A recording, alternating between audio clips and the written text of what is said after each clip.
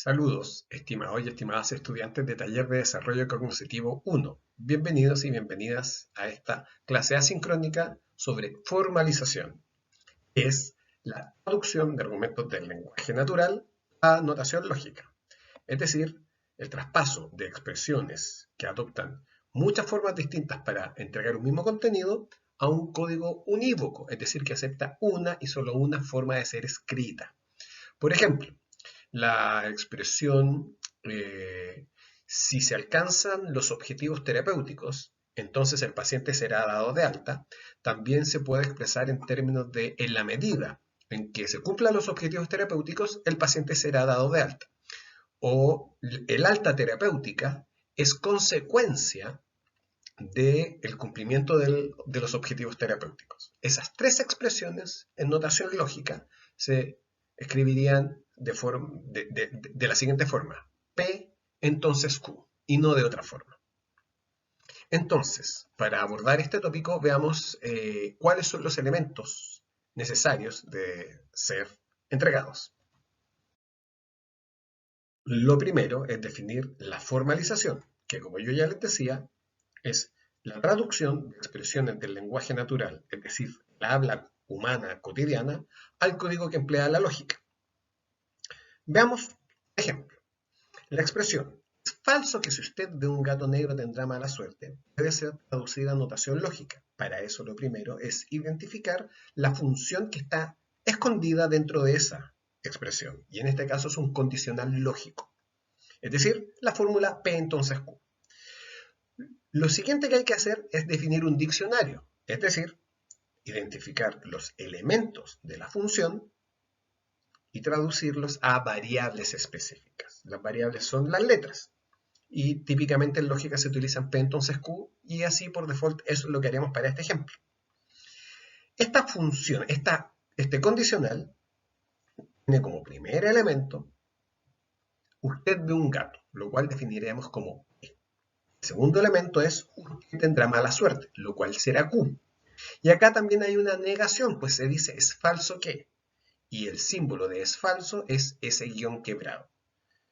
Ese guión cediendo a P se leería no P o es falso que P. Si el guión está antes de un paréntesis, eso hace falso todo lo que está dentro del paréntesis. Así que veamos. La expresión si usted ve un gato negro tendrá mala suerte se puede expresar, de acuerdo a este diccionario, como P entonces Q. Pero no se está afirmando eso, se está afirmando justamente lo opuesto. Así que esta expresión tendría que estar dentro de paréntesis y ese paréntesis se tiene que negar. Es decir, esta expresión quedaría en estos términos: no P, entonces Q.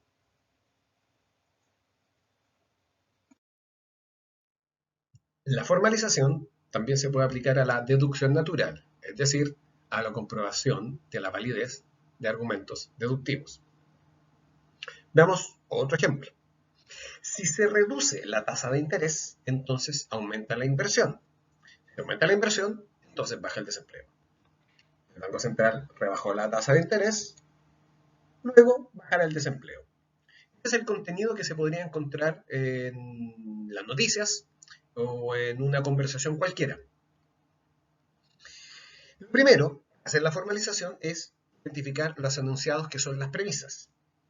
¿Qué sería baja la tasa de interés? Q, aumenta la inversión. Finalmente tenemos baja el desempleo, que en este caso lo simbolizamos como R. La función es lo central de un argumento. En este caso es solo una, que es el condicional. Sí, entonces, lo cual queda claro en el inicio de la primera oración. Sí, se reduce la tasa de interés. La conclusión está representada por la partícula luego, que significa lo mismo que por lo tanto. Representa la relación lógica entre premisas y conclusión y suele simbolizarse con estos tres puntitos. Por su parte, la formalización del argumento quedaría como se indica acá en la diapositiva. La primera línea es P entonces Q, la segunda línea es Q entonces R, la tercera línea sería P y luego la conclusión sería por lo tanto R. ¿Por qué? Porque tenemos la primera premisa, la segunda premisa y luego la tercera premisa. Y lo que nosotros queremos es demostrar que R se deriva lógicamente de estas tres premisas. Es decir, que el argumento es válido. Así que la cuarta línea que agregaremos es E, por lo tanto R. Y esta proviene de un silogismo hipotético que combina las líneas 1 y 2. P entonces Q entonces R, entonces es lógico afirmar P entonces R. Y luego en la quinta línea podemos concluir R por un modus ponens entre la línea 4 y la línea 3. Bien, ahora vamos a un ejercicio. Formalizar y derivar el siguiente argumento. Supóngase como verdadero si P entonces, si Q entonces R.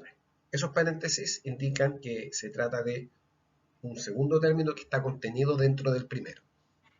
Es decir, supóngase como verdadero si P, entonces si Q entonces R. Un condicional dentro de otro condicional.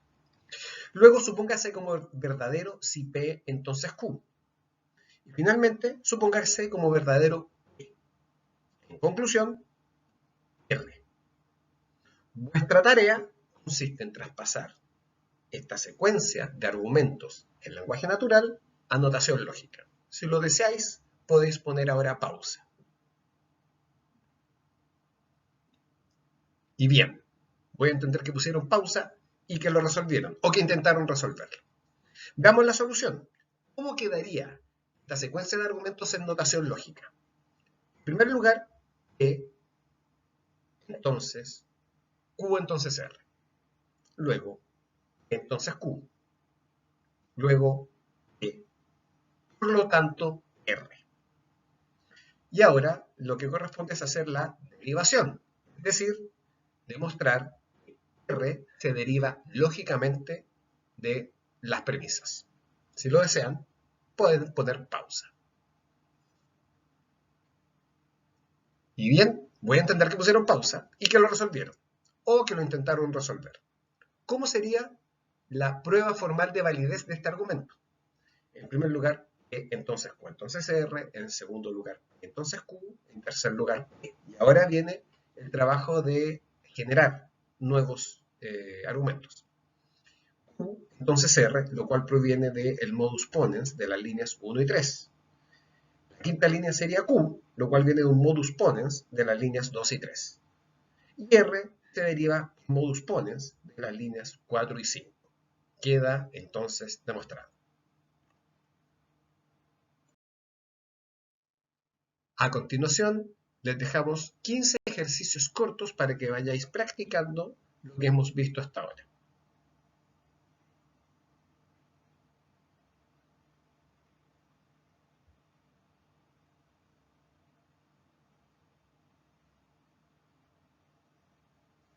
Pónganle pausa al video, resuelvan cada uno de los ejercicios y entonces reanuden la reproducción. Y aquí tenemos la resolución de cada uno de los 15 ejercicios.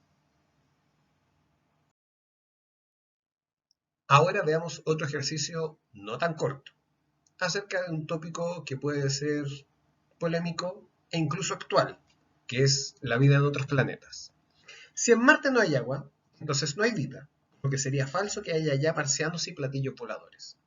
Independientemente de si usted está de acuerdo o no con la verdad o falsedad de cada una de estas afirmaciones, lo importante es, recordemos, la formalización.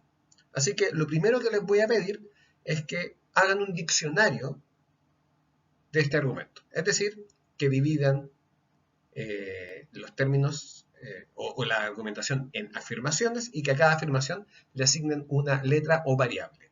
Así que les voy a pedir que pongan pausa. Y bien, ahora voy a asumir que hicieron el diccionario. Veamos si lo hicieron tal como lo planteamos nosotros. En Marte hay agua, sería P. En Marte hay vida, sería Q. En Marte hay marcianos, sería R. En Marte hay platillos voladores, sería S. Serían estos 4 términos. Y yo sé lo que muchos y muchas de ustedes me van a decir.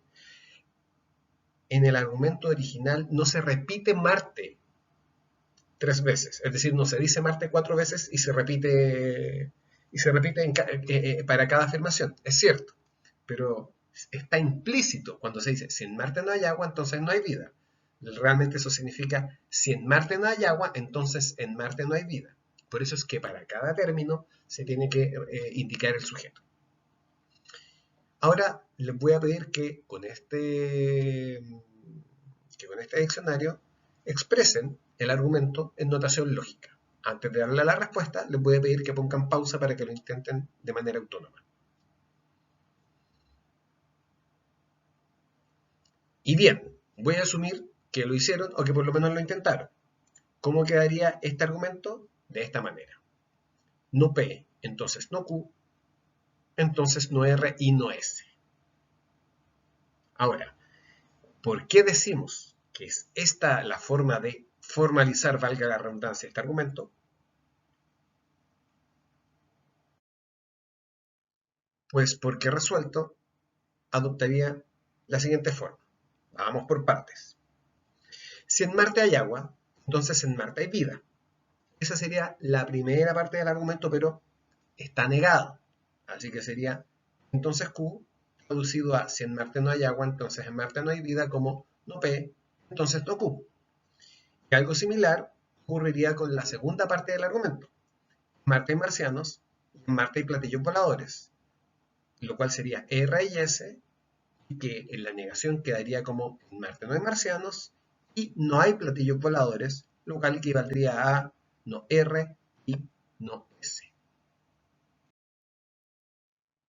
Ahora veamos una aplicación de la formalización a un aspecto pertinente para la psicología, como lo es el razonamiento diagnóstico. Bueno, ¿qué es lo mismo? El razonamiento que está detrás de hacer un diagnóstico dentro del reino de la psicopatología. Veamos el siguiente texto. El trastorno esquizoafectivo es un trastorno mental caracterizado por procesos de pensamiento anormales y un estado de ánimo inestable. Este diagnóstico se realiza cuando la persona tiene síntomas tanto de esquizofrenia, generalmente psicosis, es decir, estos síntomas generalmente son propios de la psicosis, como de un trastorno del estado de ánimo, que puede ser trastorno bipolar o depresión. El criterio principal para un diagnóstico de trastorno esquizoafectivo es la presencia de síntomas psicóticos durante al menos 2 semanas sin la presencia de síntomas del estado de ánimo. El trastorno esquizoafectivo a menudo erróneamente se diagnostica cuando se le confunde con una depresión psicótica, un trastorno bipolar con características psicóticas, un trastorno esquizofreniforme o derechamente una esquizofrenia. Es imperativo que los profesionales diagnostiquen con precisión a los pacientes. El tratamiento y el pronóstico difieren mucho para cada uno de estos cuadros. Si estáis interesados o interesadas en las particularidades de cada uno de los cuadros aquí mencionados, pueden recurrir a fuentes bibliográficas formales tales como el DSM-5 o diccionarios psicopatológicos equivalentes. Para lograr la formalización del texto precedente, es importante considerar la información complementaria que viene a continuación. A saber, el DSM-5, es decir,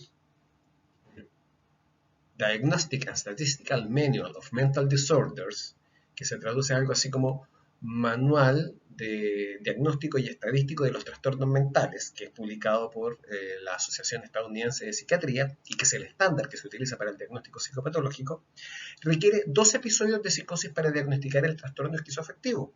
Uno de estos debe durar un mínimo de 2 semanas sin síntomas de trastorno de estado del ánimo, pero la persona debe estar leve o moderadamente deprimida mientras está psicótica, es decir, con pérdida del juicio de realidad.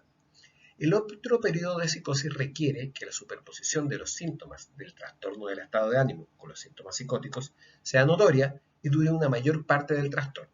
Es decir, se requieren 2 episodios que tengan características distintas y que permitan diferenciar la conexión de lo psicótico con lo afectivo. Este trastorno, el trastorno esquizoafectivo, se debe diferenciar con mucha fineza de 2 trastornos con los cuales típicamente se los confunde, es decir, hacer un diagnóstico diferencial. El primero de ellos son los trastornos del estado de ánimo con características psicóticas, son la depresión o la manía, con características psicóticas y que ocurren con características psicóticas que ocurren solo durante el episodio del estado de ánimo. Es decir, aquel trastorno en donde hay una alteración del ánimo y cuando se dan esos momentos hay elementos psicóticos. Los elementos psicóticos no son independientes del estado de ánimo. Y por otro lado, tiene que ser diferenciado de la esquizofrenia, que es un trastorno de salud mental crónico caracterizado por la presencia de síntomas psicóticos como delirio y alucinaciones. Lo diferencial de la esquizofrenia es que esta se asocia con una disminución del funcionamiento cognitivo y social, es decir, hay demencia, lo que significa que se pierde progresivamente la capacidad de ejecutar ciertas tareas mentales. Así que, para hacer esta formalización, que adopta distintas posibilidades, lo primero es hacer un diccionario. Y nosotros les vamos a entregar dos posibilidades distintas. La primera es la siguiente. A. El cuadro es un trastorno esquizoafectivo. B. Ocurre un episodio psicótico. B. Dura al menos 2 semanas. C. El episodio psicótico conlleva alteración del estado de ánimo. D. Ocurre un episodio notoriamente psicótico con alteraciones del estado de ánimo. Y E. El episodio psicótico dura la mayor parte del trastorno. Con estas 5 variables nosotros podemos hacer la siguiente formalización. Si A, entonces B y no C, y D y E. El diagnóstico diferencial optaría de la siguiente forma. Si C, entonces no A, o lo que es lo mismo. Si el episodio psicótico conlleva alteración del estado de ánimo, entonces el cuadro no es un trastorno esquizoafectivo. Esa es una posibilidad. Otra, equivalente, pero en donde nosotros definimos el diccionario de otra manera, es la siguiente. P, trastorno esquizoafectivo. Q, ocurre un EP, es decir, un episodio psicótico. R, el episodio psicótico dura al menos 2 semanas. S, el episodio psicótico conlleva la alteración del estado de ánimo. E, ocurre un segundo episodio psicótico. U, el segundo episodio psicótico dura la mayor parte del trastorno. B, el segundo episodio psicótico dura 6 meses. W, el segundo episodio conlleva la disminución del funcionamiento cognitivo y social. Así, la formalización sería la siguiente. Si P, entonces, si Q, entonces R y no S, pero no toda la información está contenida de ahí, porque también tendremos una segunda afirmación que sería si P, entonces E, entonces S y T, entonces U. Estas dos fórmulas se podrían combinar en una sola, lo cual no vamos a hacer acá, pero sí les voy a ofrecer el diagnóstico diferencial. Adoptaría la forma de QI y no S, entonces no P, y por otro lado, B y W, entonces no P. Si se dan cuenta, hay distintos caminos para hacer una formalización, pero una vez que la formalización está hecha, esa notación lógica, esas afirmaciones en notación lógica se leen de una única forma. Existe todo un capítulo dentro de la medicina y del estudio de la medicina, especialmente de la psiquiatría, que utiliza la notación lógica para llegar a acuerdos internacionales acerca de qué es lo que se diagnostica cuando se está realizando un diagnóstico, de tal manera que no haya lugares a dobles interpretaciones. Es un terreno relativamente novedoso y vanguardista, pero que cada vez está ganando más terreno porque uno de los elementos necesarios dentro del diagnóstico psicopatológico es el acuerdo común de la comunidad que participa de ese aspecto, de lo que nosotros podemos denominar también psicología. Y bien, para terminar, y a modo de recordatorio, algunos aspectos básicos de la deducción formal, también llamada derivación. La deducción formal consiste en una secuencia finita de fórmulas en donde cada una de ellas puede ser una de 3 cosas. Un supuesto inicial o premisa, dada claramente en el argumento, un supuesto provisional o subsidiario, que sirve de apoyo en la deducción hasta ser descargados o cancelados, es decir, hasta ser puestos a un lado. 3, una fórmula que se deriva de otra por inferencia inmediata. Es decir, por la aplicación de una regla de inferencia. Por lo anterior, la deducción formal también recibe el nombre de derivación, porque hay argumentos que se derivan de otros. Es importante tener esto presente para, uno, entender en qué consiste la deducción natural, y dos, entender cómo nosotros podemos pasar de un razonamiento en lenguaje natural a la notación lógica, que es lo que nos permite un acuerdo que sea unívoco.